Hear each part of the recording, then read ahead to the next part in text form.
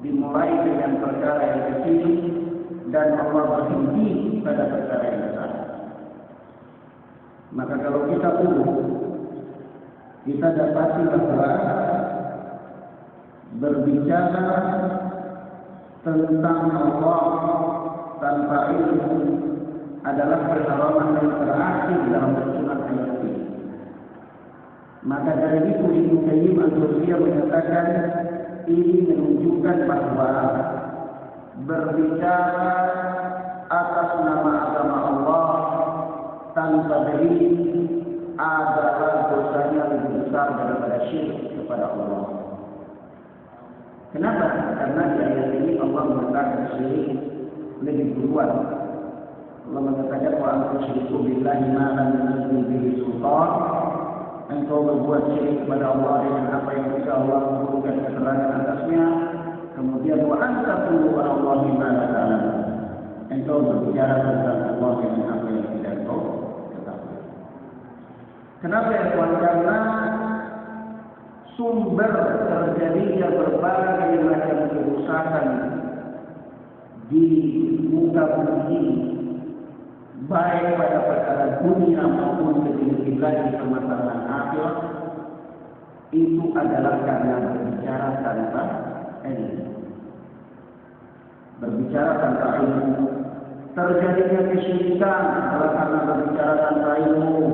Terjadinya bid'ah juga berbicara tanpa ilmu. Terjadinya munafik berbicara tanpa ilmu. Dan seterusnya. Ya. Nah, kemudian kita lihat bahwa ilmu indallah wa inda rasulih. Pengetahuan tentang agama ini ada di sisi Allah dan Rasul. Artinya karena memang agama ini berasal dari Allah Subhanahu wa taala, maka tidak ada orang yang lebih mengetahui tentang Allah kecuali para utusan. Kenapa para utusannya lebih mengetahui tentang Allah? Karena Allah Subhanahu wa taala yang memberitahukan kepada mereka tentang Allah. Dalam hal ini adalah Rasul kita Muhammad sallallahu alaihi wasallam. Suatu kaidah dalam agama ini kita pahami bahwa yang pertama, tidak ada satu makhluk pun atau tidak ada suatu apapun yang mengetahui yang lebih mengetahui tentang Allah kecuali Allah.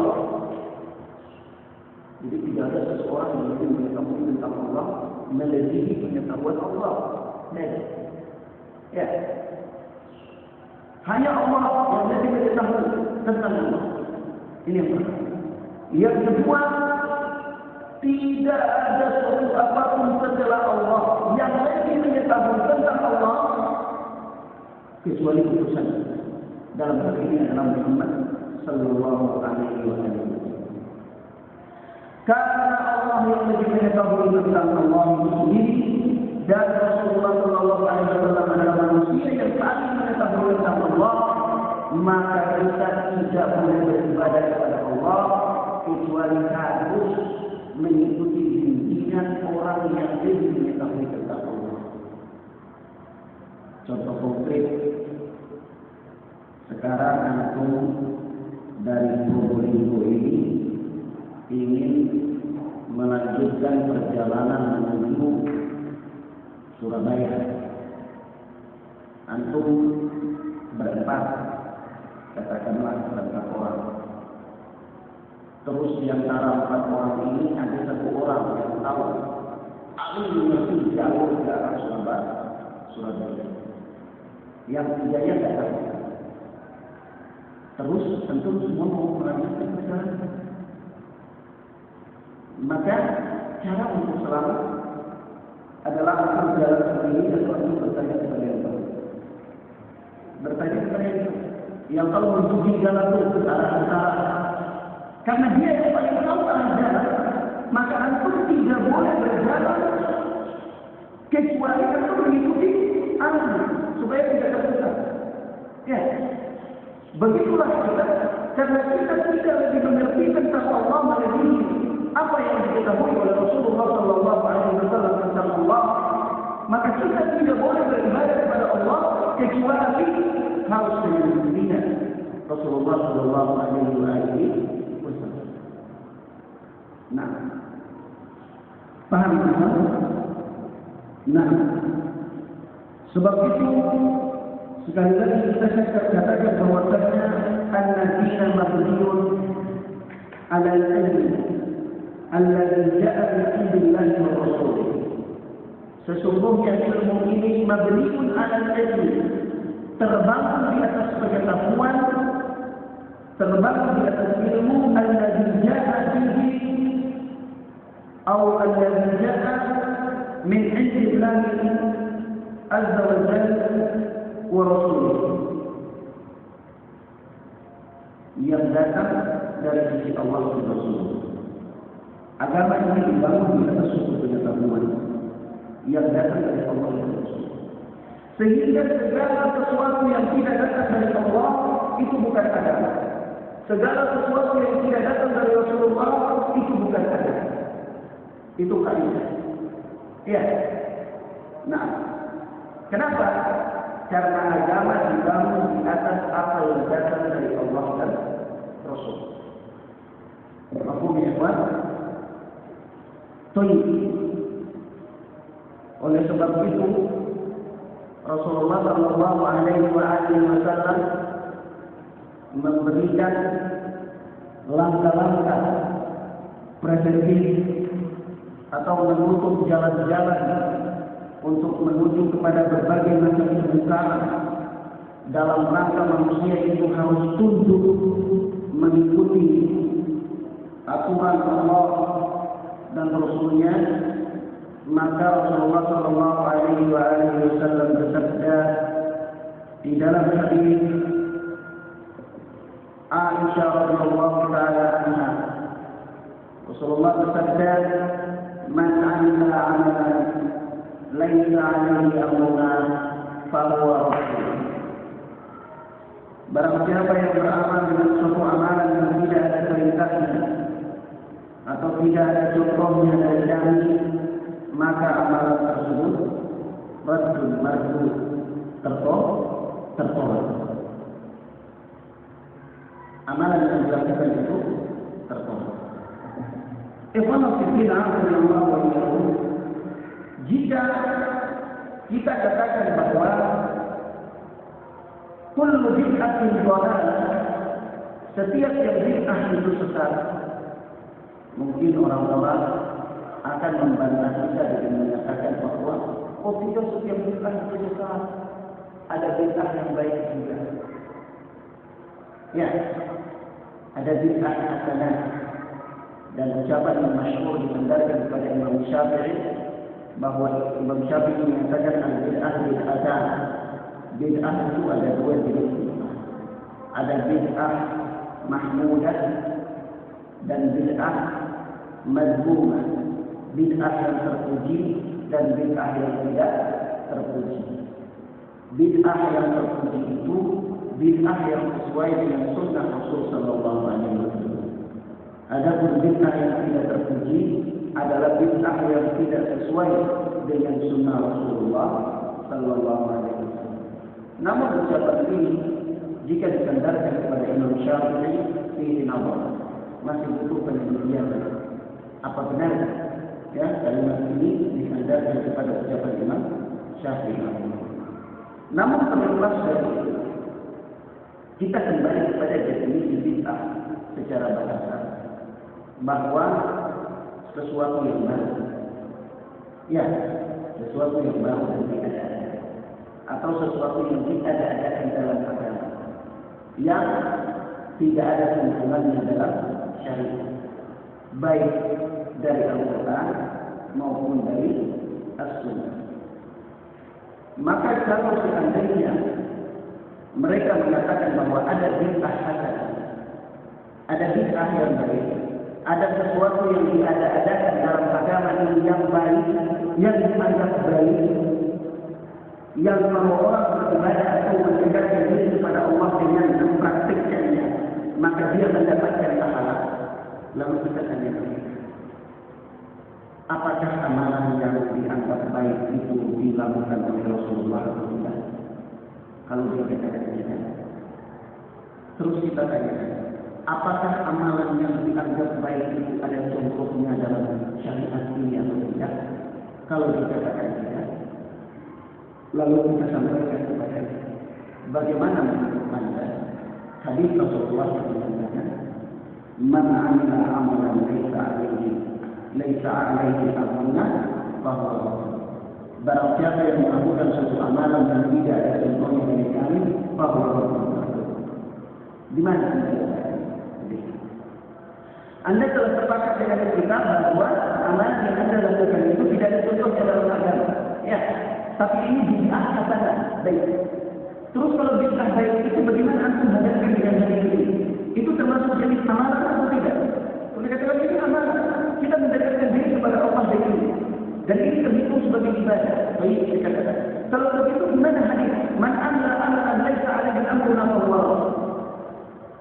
Barang siapa yang melakukan suatu jenis amalan yang tidak ada tuntunannya dari kami maka dia tertolak.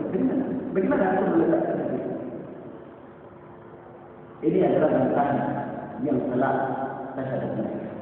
Nah, kemudian kemudian Allah berkata, oleh sebab itu para ulama telah menjelaskan kepada kita dalam kitab-kitab mereka dan ucapan yang paling masyhur dinukil dari Abu Muhammad Fudail bin Iyad dan juga disebutkan ucapan Fudail bin Iyad ini oleh Syekhul Islam Ibnu Taimiyah rahimahullah di dalam kitab beliau Al-Qudubiyah, yaitu amalan ketika Fudail bin Iyad menafsirkan firman Allah dalam surat An-Nur, "Allazi khalaqal mauta wal hayata liyabluwakum ayyukum ahsanu amala." Allah adalah Zat yang Maha menghidupkan dan mematikan manusia, liyabluwakum ayyukum ahsanu amala, agar Allah menguji mereka siapakah di antara mereka yang paling baik amalannya. Siapa yang paling baik amalan? Maka Fudail bin Iyad mengatakan ahsan amalan. Amalan yang paling baik itu amalan yang tidak boleh tidak kecuali dia harus memenuhi dua syarat. Syarat yang pertama adalah al-ikhlas, tentunya terbebas dari kesyirikan, terbebas dari ar-riya, as-sum'ah, dan hal-hal yang dapat membatalkan amalan tersebut. Yang kedua adalah al-mutaba'ah. Syarat yang kedua adalah al-mutaba'ah, yaitu mengikuti petunjuk Nabi Sallallahu Alaihi Wasallam. Kenapa?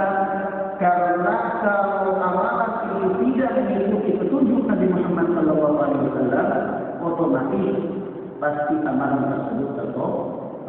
Berdasarkan hadis Aisyah radhiyallahu taala anha yang kita baca. Nah, hadis ini bukan hanya termasuk orang yang membuat-buat, bukan termasuk orang yang hanya semata-mata beramal saja dengan suatu amalan yang tidak ada contoh, tapi juga termasuk di dalamnya orang yang membuat suatu amalan itu sendiri. Ada orang yang memang dia membuat rekayasa suatu amalan itu sendiri. Ada juga orang yang memang dia bukan membuat tapi dia mengamalkan. Ya, oleh sebab itu baik orang yang membuat maupun orang yang mengamalkan dua-duanya tertolak. Kenapa? Karena ada hadis dengan lafaz yang lain, yaitu Rasulullah bersabda, "Man ahdatsa fi amrina hadza ma laysa minhu fa huwa radd." Barang siapa yang mengada-adakan atau yang membuat-buat fi amrina hadza dalam urusan kami ini, urusan apa? Urusan agama. Dalam urusan kami ini masih terkandung suatu amalan, suatu perkara yang bukan dari agama, maka dia tertolak. Maka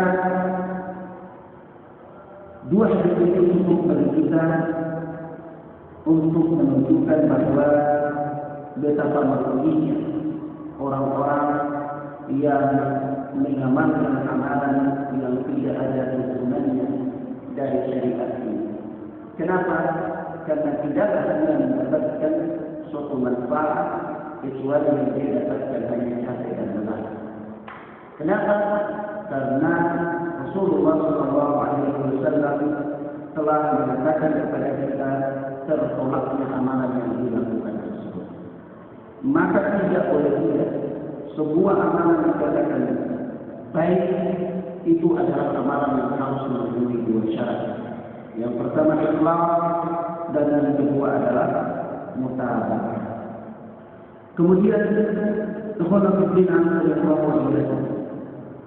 ketika kita beribadah kepada Allah dengan mengikuti seseorang tanpa ada dasar dari baik dari Al-Quran maupun As-Sunnah yang sahihah, maka secara tidak langsung kita telah mengangkat posisi orang tersebut kepada posisi pembuat syariat.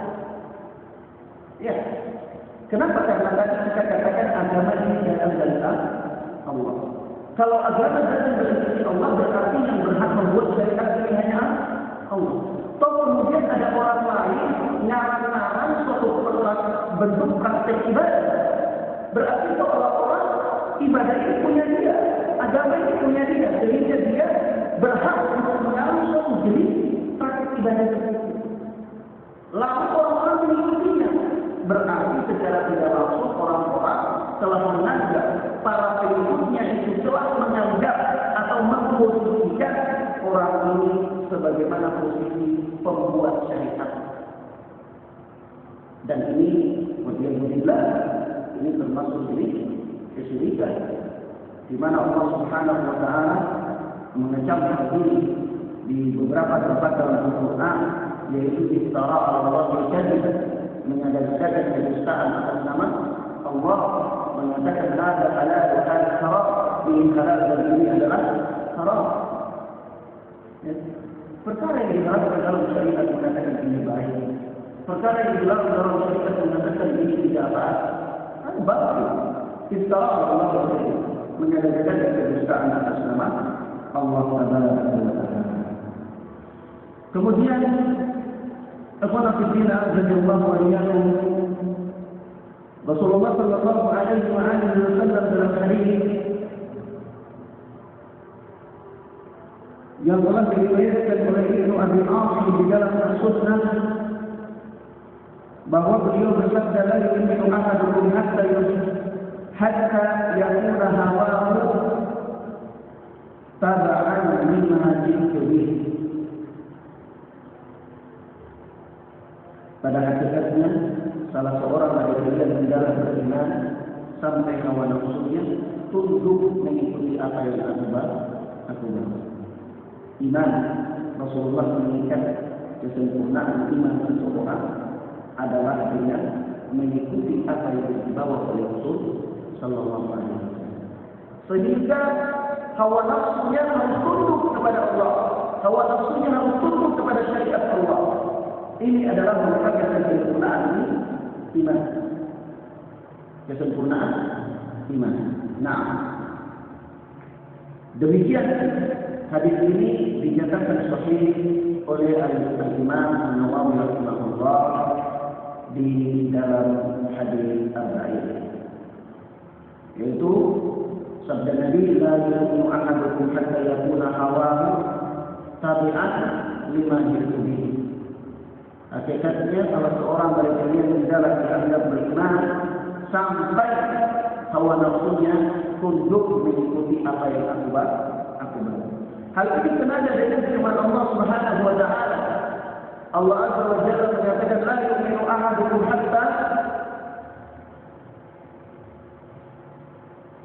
pada hakikatnya tidaklah beriman, bunyi ayatnya, hatta yuhaqqimu fima shajara bainahum thumma la yajidu fi anfusihim harajan mimma qadaita wa yusallimu taslima. Hakikatnya tidaklah beriman salah seorang dari kalian sampai dia menjadikan Hakikatnya mereka tidaklah beriman sampai dia menjadikan Rasul sebagai hakim untuk memutuskan perkara yang mereka perselisihkan. Kemudian setelah Rasulullah memutuskan perkara itu, maka umma la yajidu bi anfusihim, mereka tidak mendapatkan dalam hati-hatinya itu haraj, keberatan.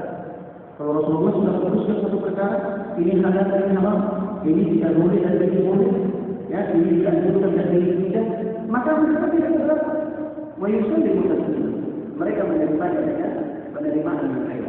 Ini adalah merupakan alamat iman, tanda-tanda sempurnanya iman seseorang. Nah, bahkan kepada kejadian Abdullah wa iyyakum, ucapan Imam Al-Barbahari ini, jika kita uraikan terlalu panjang dan banyak ayat-ayat Allah, banyak nas-nas yang mendukung ucapan para ulama, singkat bicaranya, tetapi padat, ya, padat. Dan kalau kita menguraikan berdasarkan nas, terlalu banyak. Berbeda dengan orang-orang di belakangan ini. Orang-orang di zaman ini banyak bicara, nasnya tidak ada. Hari-hari ini kita lihat para khotbah itu perlu khutbah di atas mimbar-mimbar, 1 jam dia khutbah, 1 ayat pun tidak disebutkan. Ya, 1 jam dia khutbah, 1 hadis pun tidak disebutkan. Kalaupun dia sebutkan hadisnya hoki pula. Ya, adapun para ulama singkat pembicaraannya tetap syarat dengan dalil jika kita ingin mencari dalil. Sebab itu Rasulullah Shallallahu Alaihi Wasallam bersabda, "Ini tarikun bikum ma in tamassaktum bihi lan tadillu ba'di